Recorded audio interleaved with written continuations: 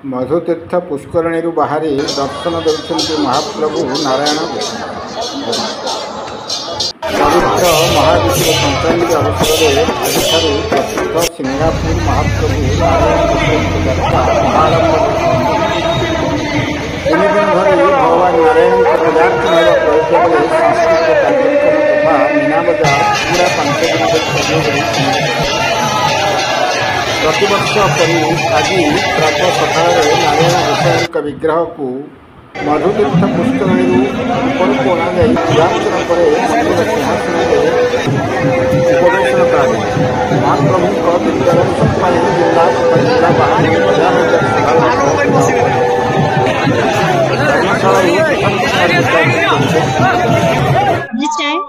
जय जगन्नाथ जय नारायण साई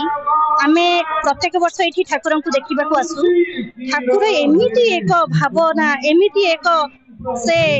भावग्राही जिते बड़े जहाँ चाहूँ ठाकुर पाखक आसिले हमको सबकि मिल जाए अंतत मनर शांति मिल जाए। आम प्रत्येक वर्ष ये आसुचु ठाकुर को दर्शन करुचु भगवान की इच्छा समस्त मंगल हो यही आम कामना कर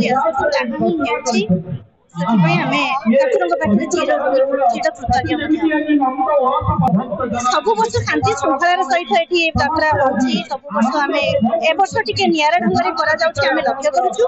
जे सब जीवा आसीबार सुविधा करे जाइछि सीसीटीवी कैप मध्ये करे जाइछि जोति पई समस्त ऊपर नजर रखा जाय परिबो आ कोनोसी विशृंखला होबार संभावना रखा जायनि तो सेति पई बहुत बहुत धन्यवाद देबो प्रशासन को जे एई परि व्यवस्था करे जाइछि। नारायण गोसाई आरंभ हो जाइए 3 दिन धरी ठाकुर पानी बाहरी आम भक्त मान दर्शन देवे और बाकी 5 दिन पर्यंत यात्रा लगी रही सका भक्त मान समागम लगी रही पुलिस तरफ प्रशासन तरफ आम मैंने सजग अच्छे आमर 20 जन ऑफिसर अच्छा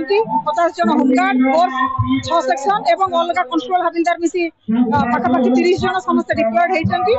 भक्त मान सुरक्षा पुलिस सजग रही जमी कौन प्रकार अघटन न घटे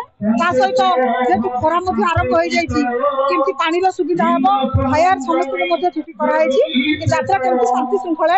सरी पार।